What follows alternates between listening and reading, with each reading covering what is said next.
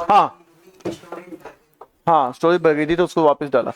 चलो भाई, मैं आपको बता रहा था बाईफोकल लेंथ वाले चश्मे क्या होते हैं। ऐसा होता है कि जब ओल्ड एज में आते हैं तो डिस्टेंट ऑब्जेक्ट भी हमें ढंग से दिखाई नहीं देते और पास के नियर बाय ऑब्जेक्ट भी ढंग से दिखाई नहीं देते, तो उसके लिए हम एक स्पेशल टाइप ऑफ लेंस का इस्तेमाल करते हैं। ये जो लेंस होता है इसको बोलते हैं बाईफोकल लेंस। ऊपर वाले में तो कॉनकेव होता है, नीचे वाले में कॉन्वेक्स होता है। और मेरे को समझा ही दिया, जब भी हम बेटा कोई भी चीज रीड करते हैं तो हम चश्मे का नीचे वाला हिस्सा इस्तेमाल करते हैं, यानी पास की चीजों को देखने के नीचे का इस्तेमाल करते हैं, और जब भी दूर देखने के लिए हम चश्मे का ऊपर अपर पोर्शन को इस्तेमाल करते हैं। इसलिए ये लेंस ऐसे डिजाइन किए गए, बाईफोकल लेंस इनको बोला जाता है, जिसके तहत हम क्या करते हैं, दूर के ऑब्जेक्ट को भी ध्यान से अच्छे से देख सकते हैं और पास के ऑब्जेक्ट को भी हम ध्यान से देख सकते हैं। ठीक है, तो मेरा बेटा सब कुछ कंप्लीट हो चुका है। प्रेस बायोपिया भी मैंने आपको बता दिया, प्रेस बायोपिया क्या होता है, और मैंने आपको कैटरेक्ट यानी मोतियाबिंद भी समझा दिया कि हम मेरे क्या होता है। ठीक है, हमारे पास में दो आंख क्यों है और एक क्यों नहीं है, इसका ये सवाल का हम यहां पर हम जवाब देंगे। बेसिकली हम समझाना चाहते हैं कि इंपॉर्टेंस क्या है। तो 1, हाँ, तो एक आंख से लगभग 135 टू 150 डिग्री का हम क्या कर सकते हैं, व्यू देख सकते हैं, जबकि दोनों आंख से हम 180 व्यू देख सकते हैं हमारे पास में। और दो आंख से हमें फायदा भी होता है। जब हम दो आंख से हम किसी भी ऑब्जेक्ट को देख रहे होते हैं तो एक्चुअली में दो इमेज से उस ऑब्जेक्ट को, दो अलग डायरेक्शन से इमेज को, ऑब्जेक्ट को देख रहे होते हैं। और जब दो ऑब्जेक्ट से हम एक साथ देख रहे होते हैं किसी को दो इमेज से, तो हम बेटर अंदाजा लगा सकते हैं डायरेक्शन का, स्पीड का, और मेजरमेंट लगा सकते हैं कि हमको कितना किस तरीके से चलना चाहिए। वही चीज लिखा हुआ है कि the two eyes see the same object from two slightly different angles and send two slightly different image of the same object to the brain। Brain को दो डिफरेंट ऑब्जेक्ट्स को देखते हैं। आप एक आंख बंद करो, दूसरी आंख करो, तो आप थोड़े से हल्के से अलग अलग शिफ्ट होकर दिखाई देते हो। ठीक है, जो ब्रेन होता है कंबाइन करता है इन दोनों स्लाइटली डिफरेंट इमेज को और एक 3D डायमेंशन पिक्चर बनाता है। और जब 3D डायमेंशन पिक्चर बनती है, इससे हमें जज करने की आसानी होती है क्या डिस्टेंस होगा ऑब्जेक्ट को, क्या किस तरीके से ऑब्जेक्ट कितना दूर है, किस स्पीड से आ रहा है, वो ज्यादा अच्छे से हम पहचान सकते हैं दोनों आंखों से। इसलिए दोनों आंखों की इंपॉर्टेंस हमारे पास में काफी ज्यादा है। ठीक है, यहां तक कोई समझ में आया? चलो अब आते बेटा हम चैप्टर के नेक्स्ट पार्ट के अंदर। अभी नेक्स्ट पार्ट बिल्कुल अलग है, बिल्कुल डिफरेंट है ह्यूमन आई के अंदर। नेक्स्ट पार्ट के अंदर हम समझने,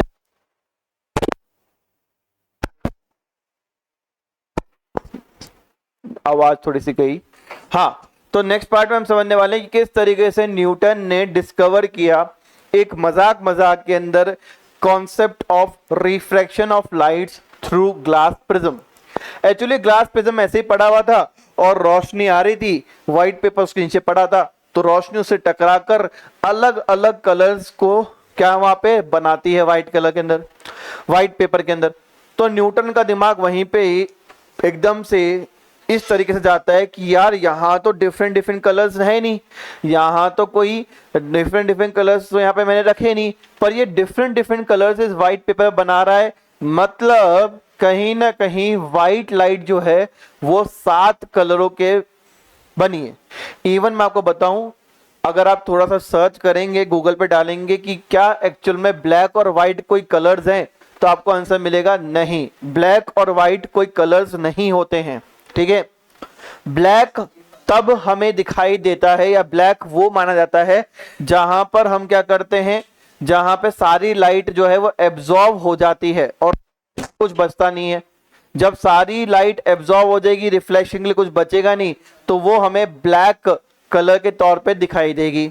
और वहीं पे मेरे बच्चे, जब हम बात करें कि व्हाइट क्या होता है, तो वहां पर लाइट रिफ्लेक्ट हो जाती है, वो हमें व्हाइट के तौर पे दिखाई देता है।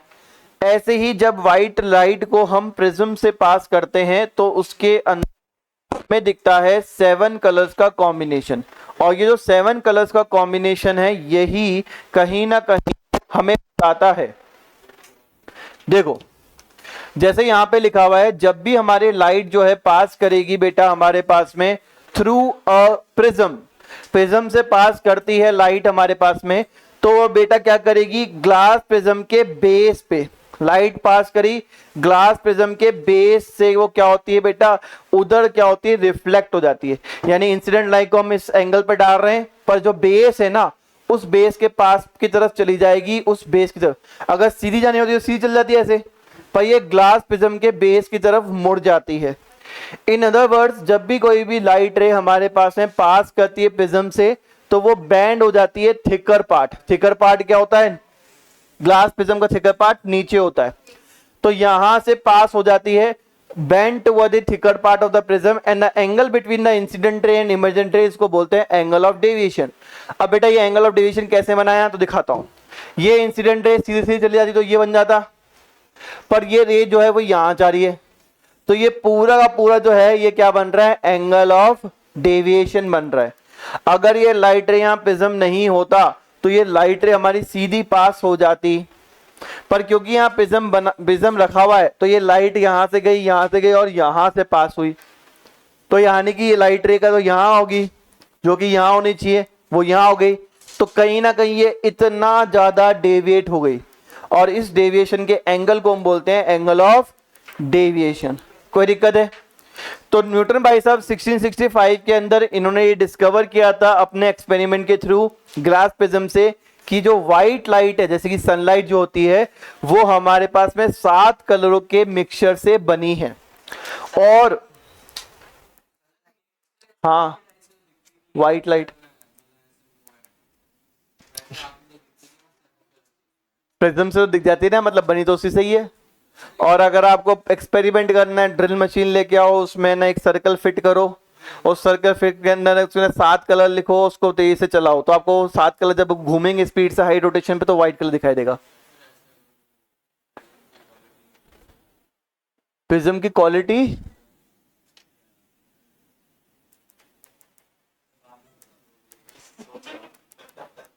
कुछ भी सवाल है इसके, प्रिज्म की क्वालिटी, अरे अच्छी क्वालिटी का लेना बेटा, बहुत शानदार क्वालिटी का है, एकदम गोल्ड का काम किया हुआ होना चाहिए उस पर।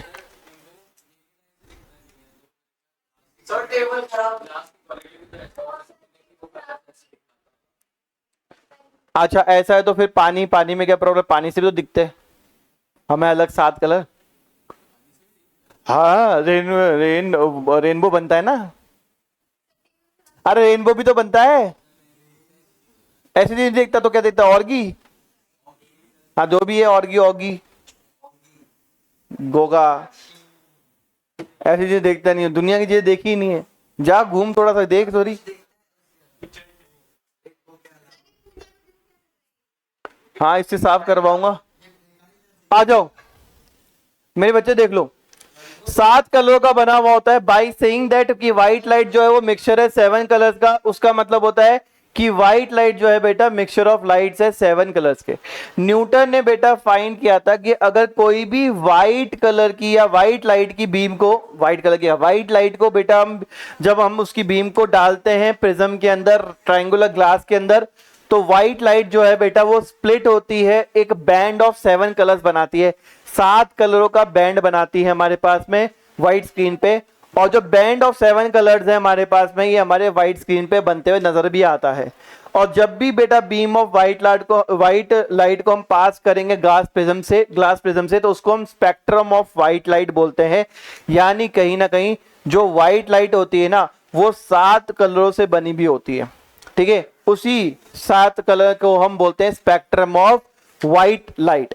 और ये जो 7 कलर के नाम है वो ये है red, orange, yellow, green, blue, indigo, violet, इसको उल्टा हम विबग्योर बोलते हैं, ठीक है। The splitting up of the white light into 7 colours on passing through a transparent medium like a glass prism is called dispersion of light. ये हमारा बेटा प्रोसेस का नाम है। जब भी हम व्हाइट लाइट को बेटा हम 7 कलरों में जब स्प्लिट हो जाती है वो प्रिज्म से, तो उसको हम क्या बोलते हैं, डिस्पर्जन ऑफ लाइट बोलते हैं। The dispersion of light, white light जो है वो अकर होती है because colour of white light जो है वो ट्रेवल होती है at different speeds through glass prism. बेटा ऐसा क्यों होता है कि जो हमारे पास में व्हाइट लाइट है वो स्प्लिट होके 7 कलर दिखाती है? वो इसलिए दिखाती है क्योंकि व्हाइट लाइट जब हम ग्लास प्रिज्म से हम पास कराते हैं तो ग्लास प्रिज्म के अंदर हर एक कलर जो होता है ना बेटा, वो अलग अलग स्पीड से ट्रेवल करता है, और जब वो अलग अलग स्पीड से ट्रेवल करता है तब बेटा वो क्या होता है, हमारे पास में अलग अलग एंगल बनाता है। आप लोग अपने पेरेंट्स को कल लेके आएंगे, तो पीयूष, हिमाक्षी, आयुष और अर्पिता,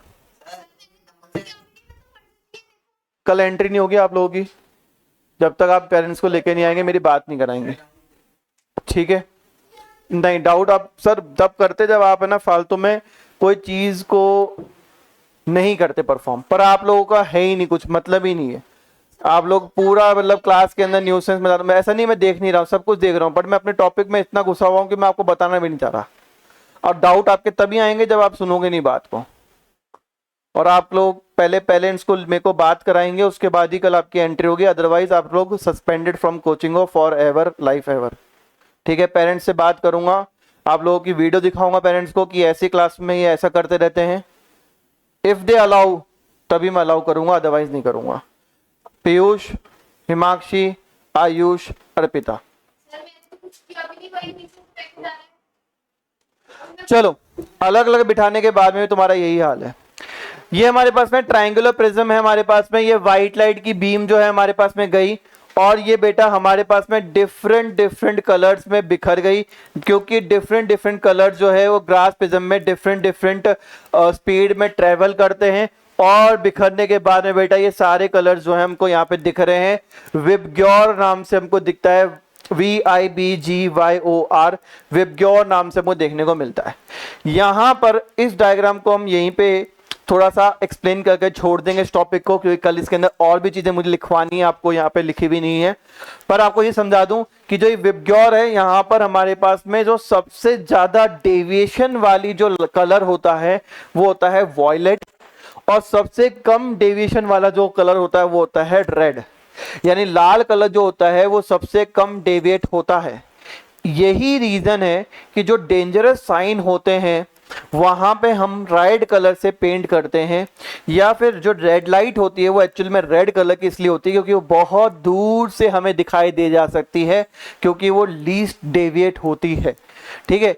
इसलिए हम जहाँ पे स्कूल है, जहाँ पे वार्निंग के साइन होते हैं, साइन बोर्ड होते हैं, वहाँ पर रेड कलर का आपको देखने को मिलता है कि वहाँ पर पेंट हुआ हुआ होता है, जो कि अपने आप में लीस्ट डेविएट होता है, दूर से दिखाई देता है, जबकि ब्लू कलर जो होता है वो मैक्सिमम डेविएट हो जाता है।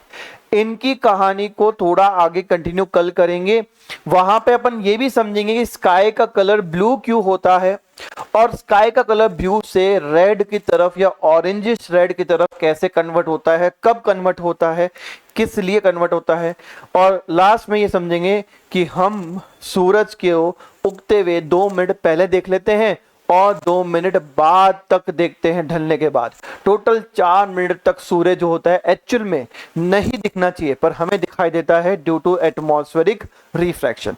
ये भी अपन पढ़ेंगे, जो कि कल पढ़ेंगे।